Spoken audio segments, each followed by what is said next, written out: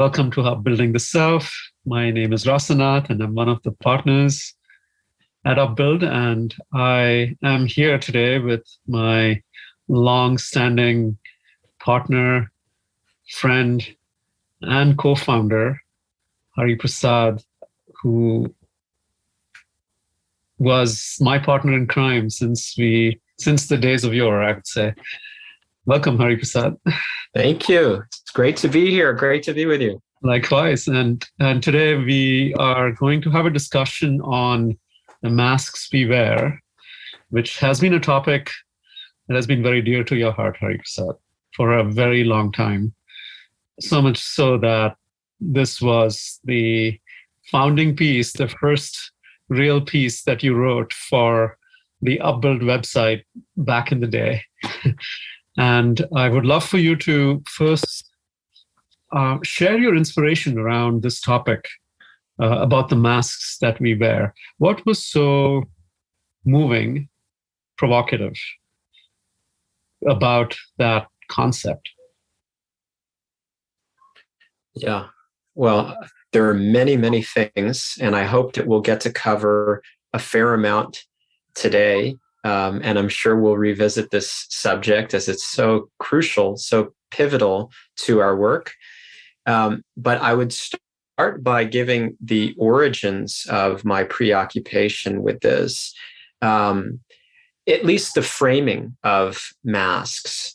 So prior to that framing, interestingly enough, I'm recalling right now as we speak that when I was a student at New York University studying film and making movies, this was back, between 2002 and 2006, I was immediately drawn to characters that I would script and I would shoot who wore masks. And that was sort of a signature that I had, which was very different from what I had seen a lot of in the movies, and certainly that my peers were working on. And I never understood why I was so drawn to that visual of the mask.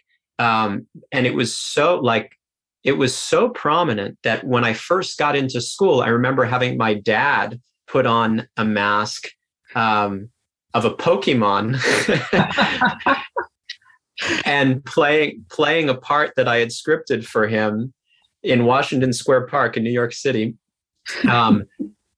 And then from there, each successive year, I had characters that I was writing and filming wearing different masks. And so it was only when I became a monk, that was in 2008, and I guess a little bit prior to that, when I was listening to lectures from my guru, Satchidananda Swami, that I sort of put it together. What's going on? Why the fascination with masks? So he gave a particular talk that was titled "Remove Your Masks." And in that talk, the whole central premise... I must say, before you proceed, that can be a very controversial statement in the times that we live in, but I hope we all understand that we're talking about the masks that we wear every day that doesn't let people come in contact with our true self. Totally unrelated to COVID-19 or anything of the sort. This is predating that, and no political statements here. Yeah, thank you. So there was this talk, "Remove Your Masks," and the central premise was that, and so this is what I was going to say. It is the idea that we're all wearing masks, not some of the time, not on occasion when we need them, not because it would be exciting or interesting to wear them, but we are all wearing masks all of the time. And we're so afraid to show our face. We're so afraid to not have a covering, to not have a barrier between us and the world, between us and ourselves, between us and each other. And so I really took that to heart. And, in all of our work, it's been such a, again, like pervasive. It's the foundation of everything we do. Is we want to be our best self, and we have to see what's getting in the way. What's getting in the way is the ego, an identity of who we think we should be rather than who we are, an identity of who we think we should be rather than who we actually are. In other words, an ego mask, a mask that covers who we are so that we can project something to the world for the sake of proving to ourselves that I am something, I am worthy, I am enough, I'm okay, I have a place, I have an identity, I'm good.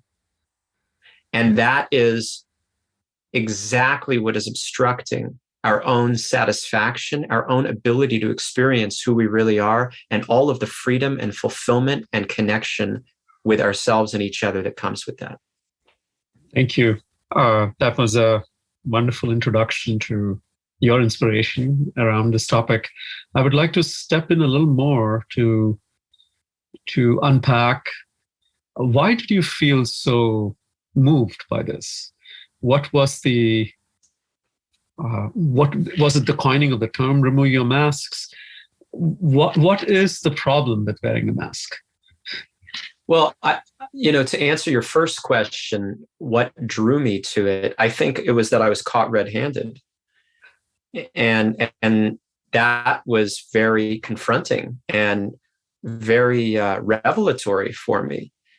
So it's just like this book by Soren Kierkegaard, The Sickness Unto Death, which started me on my spiritual path. It was confronting because he was saying that there's something that you can experience of life that you're not experiencing. And you will never experience it if you keep the same paradigm that you currently have. And I was thinking, who are you to tell me that? I'm good in life. I've got it. I'm happy. I have great friends. I have a career. I have dreams. I'm like, everything's going to go well. I'm really good. And you're telling me that I'm feeling despair. He used the word despair, which is heavy. Right. And I was like, no. I was thinking no. And then after really processing it for 4 days straight, I came to the conclusion that he was right. And I had to actually like hang my white flag and say, I surrender. You know more about me than I know about myself, because you've studied the human condition and you get this. And so similarly, I was caught red-handed, right? And that made this. Sorry. Can you explain a little more about how you were caught red-handed? I'm very curious. Yeah. I haven't heard you say that before in all the time that I know. And I'm very curious about what was that experience for you when you felt you were caught red-handed. So I was going to share that for the masks, but for the Kierkegaard, you're in despair being caught red-handed. It was the sense that I think I've got all things together, and like I'm such a happy person, and I'm so smart, and I'm going to be so successful, and the opposite sex will take notice of me. I will have everything in life that I want. The world is my oyster. I was thinking like that. And I didn't have all of those things, but it was hinging on the future. Like I will have all these things. Right. And I had reasons to believe that I will get those things because things were good in that time and they were pointing in that direction. And what I realized, and it's very subtle and it's very difficult to penetrate. It's not so easy. And it took me 4 days of intensive meditation on this. Like I couldn't think of anything else. I would be using the restroom. I would be going to sleep. I'd be waking up, and it was always reverberating in me. But are you really happy? Are you really satisfied? How do you know that this is all that life has to offer? Are you really so deeply connected with yourself? And are those things truly going to satisfy you? Because you're not satisfied yet. Clearly, it's becoming revealed that there's all this hankering, all this I want. I have to like be on the treadmill, and I have to keep doing. And then one day I'll have everything. But will that day ever really come? No, it started to become clear that wise people who lived more than I had seen more than I had and truly were wise, they understood that that's not you. There's no end point. You don't ever arrive. And you can say, well, but that's what just keeps you going. But that's a suffering. That's actually a suffering. And I don't really know who I am truly and what actually lights me up and makes me full and free. And I was getting a sense that Kierkegaard knew, that he had experienced. And when I read about his life, I understood that that was absolutely the case. And even when he left this world, the end point was not, oh, I have to do, and then like I'll achieve and I'll have all these riches and I'll have all these material gratifications and ego adoration. People will adore me for my ego image. But actually, when he left this world, he was such a luminous, completely radiant, exuberant person. And that was like, I don't know what that is. I want to know what that is. I want to experience that level of connection to the deepest self that he had and that so many others across all different wisdom traditions have attained. That is the real wealth. I want that. Okay. And what was it like when you heard Satchidananda Swami speak about remove your masks? You said that you felt you were caught red-handed again. Yes. I understood what was getting in the way. I understood why I haven't experienced that deepest fulfillment and that deepest understanding of who I actually am. That instead, I'm busy crafting a life that's made of these masks of self-image, who I think I should be, who I want to be, what I want people to see me as, how I can prove that I'm good enough, which has nothing to do with the pure self and the peaceful, exciting experience of not needing to be something and not needing to project something or prove something. Thank you. You mentioned earlier how when you're continuing to long and wanting more and more, it seems like the goalpost is always moving. You said that there is suffering. That is suffering. And yeah. I have grown up. I know of myself to be a very ambitious person. You know that pretty well. Yeah. And I've always felt that as drive. And I know a lot of people would call that drive.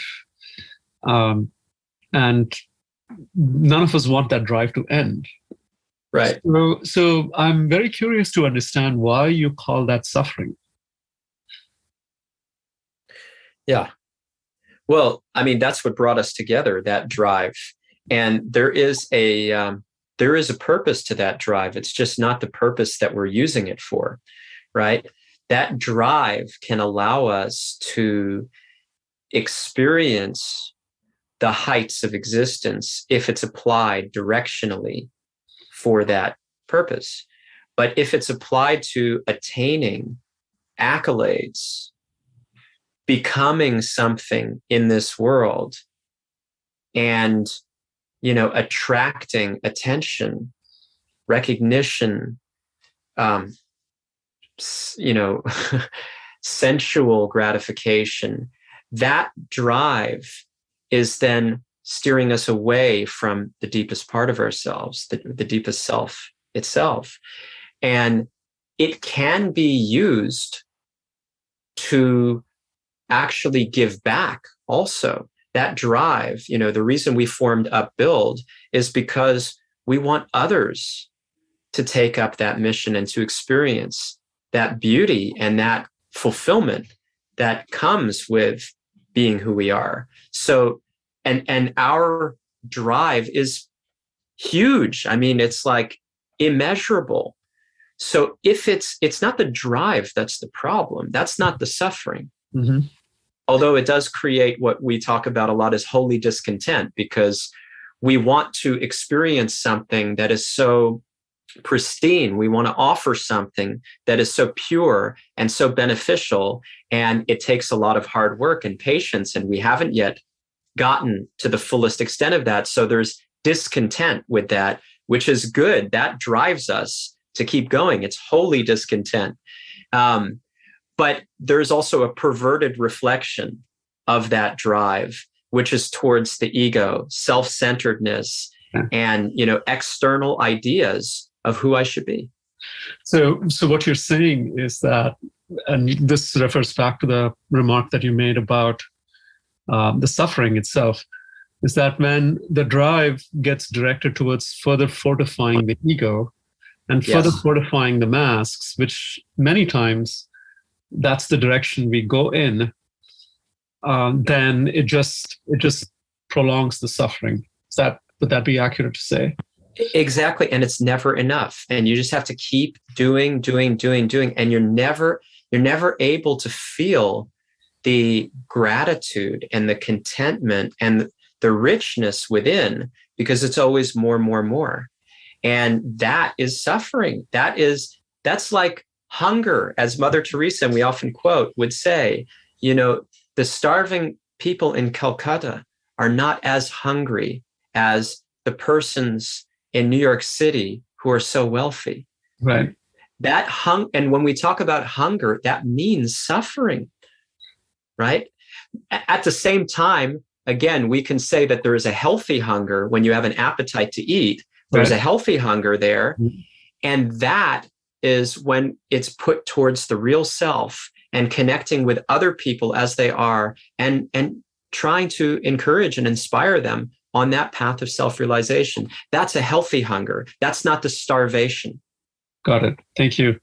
So tell me more about how we experience this suffering through the masks that we wear in this world, both through your own personal experience and also based on the work that we do. What do you see about that suffering?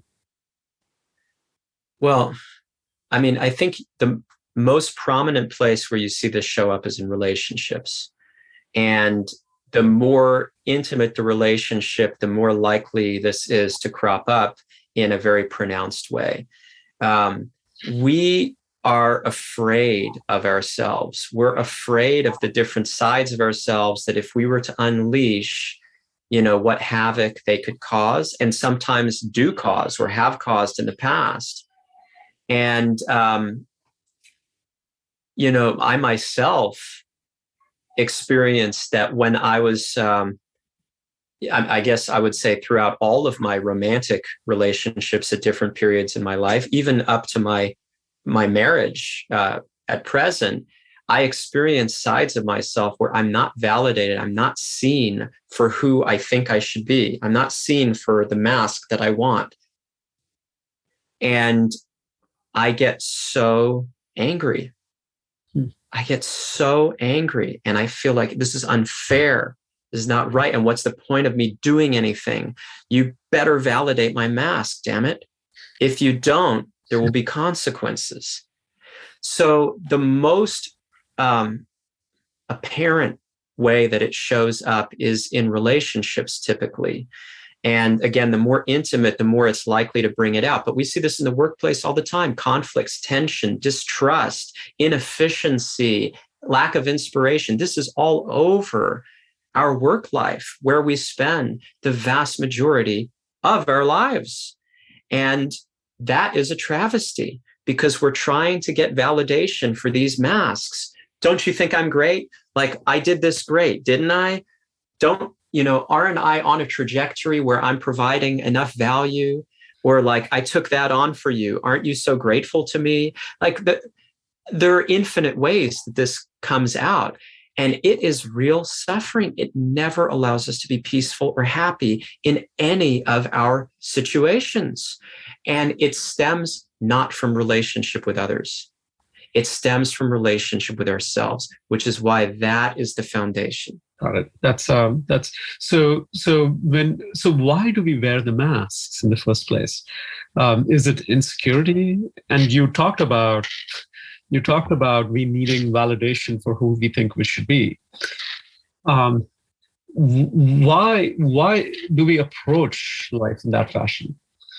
We see that happen at the workplace. We see that happen in intimate relationships, as you said. Why do we do it? Because this, going back to Gabor Mate's talk around addiction, and he says how before we understand what's wrong about addiction, we have to understand what it's providing, what's right about it. Yeah. And it seems like there's something right about wearing a mask. Yes. It's giving us something. And so what is it giving us? Yeah, great. So what it's doing for us is it's protecting us from being exploited, and it is garnering appreciation. Those are the two functions of the mask. Okay. One, to protect from exploitation. Two, to garner appreciation. So every human being needs safety, psychological safety. That's the number one thing that Google, came out with many years ago in this New York Times article, their study, that psychological safety is the prominent or the primary characteristic of high functioning teams. It's the most sacred thing that allows us to function at our best. And that's why we talk about trust so much in our work with organizations. It's for that reason, right? So that is a genuine human need, 100%. Everybody needs that. We can't argue with that. Mm-hmm. Likewise, we all need appreciation. We need validation. We need to feel like we're okay and people like us, they love us, they appreciate us, right? So those are not the problems. That the mask is helping with those things. Okay. However, we overcompensate and we want endless appreciation, and we are so terrified of exploitation, we don't even admit it to ourselves. I mean, the toughest person in the room is the one who's most offended, because they're most terrified of exploitation. Mm-hmm. And when we talk about the Enneagram personality typology, when we talk about this framework, there is one particular personality, the type 8, that exemplifies this very well. Although all the types have their own way, all personalities have their own way of dealing with this. But the type 8, the challenger, has this sense that if I put on the armor, then I'll never be weak, because I fear weakness so much. So I'm going to show everybody I'm not weak, and ultimately to prove to myself I'm strong by being stronger than you, and by putting on this like protective gear where you can't touch me, you can't touch me, you cannot get to me, right? But that is out of fear, and they don't recognize that. So again, this is archetypical, but we all have our version of this. Every single one of us has a version of this, and we use the mask because we're terrified. Would you still love me? If I showed you, or would you hurt me if I showed you who I really am? And if I allowed myself to be seen.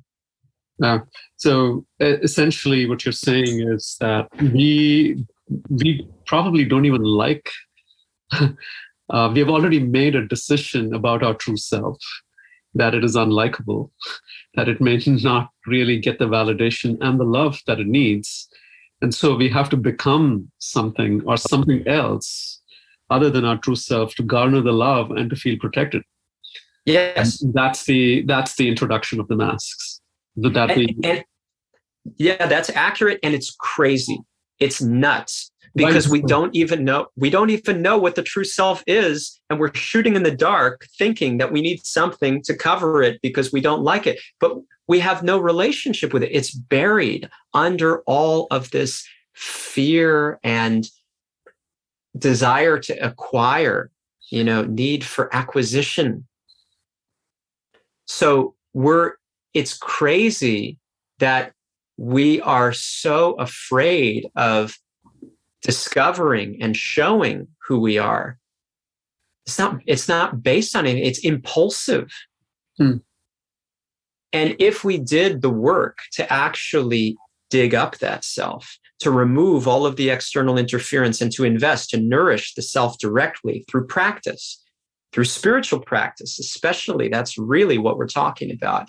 If you want to make the self strong, then there would not be so much fear, because ultimately you'll get more and more in contact with it. You'll remove more and more interference, and you'll be charmed. You'll be so endeared and allured by that self, and you'll be less afraid to show that self to others.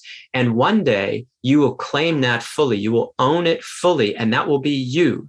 There will be no more masks. Done, finished, forever. And those are the most attractive people on the planet. I've met such people. My guru, who I mentioned, is one of them. Your guru, Rasanath Swami, is another. Both of them were instrumental in walking this spiritual path. And likewise, Søren Kierkegaard, I would consider in that camp, somebody who was fearlessly looking to discover his real self and achieved it, who got there. That's what we're all hankering for. But we do this crazy song and dance around like me, like this, and I can be like this, and I can do this, and I can do this. And, then will you like me? And then will I feel like I'm enough? And then will I feel like I have what I value and the world values, and I've lived a meaningful life? But I've never touched the real self. And that is tragic. Thank you. So when you say with such assurance that there is a true self, especially when we are so far from it, and even when we speak about the true self, the idea seems so abstract, which is also partially the reason why the mask seems so attractive, is because it's tangible. Yes. There's something that someone says that they like or they love. And it's very easy to become that because, hey, it's tangible. Like I can then get the love that I am deeply seeking. Whereas this whole thing with the real self, I don't even know what it looks like. It's probably, I don't even know how to define it. Yeah. So how do we, in the light of removing the masks and in the light of the abstraction from the real self, one, how do we develop the desire to walk towards the real self when we don't even know what it feels like? And number two, if we do desire that, what's the smallest step that we can take in that direction? Yeah, wonderful. So I'm right there with you. And this is something which I'm very passionate about as well, that we cling to the familiar and the comfortable. And that, it doesn't even have to be that you value this and so I'll become it. That's one way that this shows up, but it can also be the path of least resistance. Hey, I've done this all my life. This is how I know to be. And this is convenient and it makes me reasonably okay. And I can stretch that from reasonably okay to be like, life is good. Like I'm good. I'm happy. Things are good. I can stretch that. And until something shakes the confidence, something, there's an existential crisis, which is bound to happen. And then of course there's death, right? And losing our loved ones. So it's a house of cards that we are comfortable with. Right. And so we need to see that the impetus to go to the more abstract is to recognize, yes, this is tangible. It's so tangible that I can see how flimsy it is. I can see that if there's a tiny gust of wind, it's all gone. So just because it's tangible doesn't mean it's strong or good. That I have to be clear on.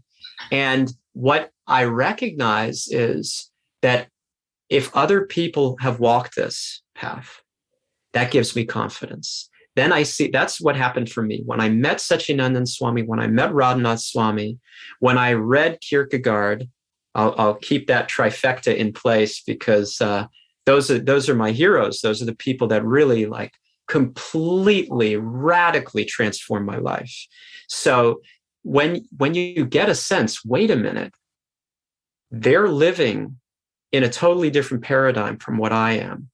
And they're not just reasonably okay. They're not just like happy, life is good, kind of like it's, I have what I want. They're in touch with something so deep and so powerful, and they're hitting you with that, with every word. Even when they don't speak, they're hitting you with that because their presence carries that. When you experience that, that creates a holy discontent again in the healthy direction of, okay, I think there's something more here. And what I always talk about, and what we were even speaking about a little bit today, Rasanath, is I was confronted by that just as I was with Kierkegaard telling me I'm in despair. I was confronted by the idea that someone could live in such a different paradigm and it could experience so much more than I had. And so my defense was, I'm going to find the chink in Radhanath Swami's armor. When I first met him in 2006 as an NYU student, I was like, this is too good to be true. I'm sure there's something wrong here. It's not gonna pan out the way that it looks. So I just followed him around. I jumped in a van with a bunch of strange monks going to Washington, D.C. And I was freaked out by monks, but I went to Washington, D.C. and went to hear him, again and again, with that hope that I will be able to defeat him. I will be able to see. I mean, I was very respectful of him. I wasn't, trying to make him feel bad or to confront him, but for my own self, to live with myself, or to live with my lack of self is more accurate. I felt like I'll figure out that he's not all that he's cracked up to be, and then I can go back to my life. So coming back to this idea, one, it is recognizing the house of cards that our masks are built on, recognizing that they don't really fulfill us. They're not, and they just want more and more and more. And what's the point at the end of the day? Really, what is the point? And then simultaneously, going into the reaches of the unknown, it takes a lot of courage, and we cannot do it alone, and we cannot do it without the assurance that other people have done this and that it is possible for me, and I can learn by walking their path. I mean, that's the purpose of Upbuild, is we want to give people that confidence that it is possible at every step.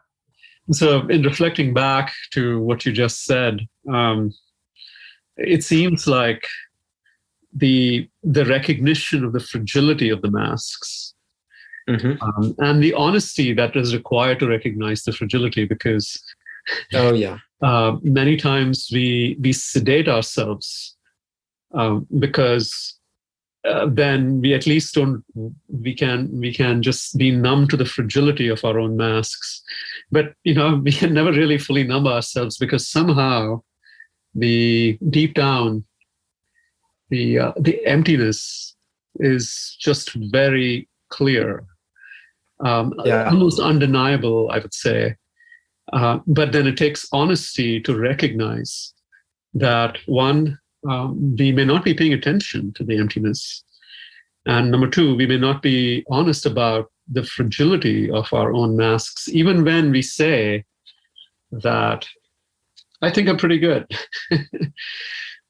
That we know, and some people say, well, I don't want to jinx it.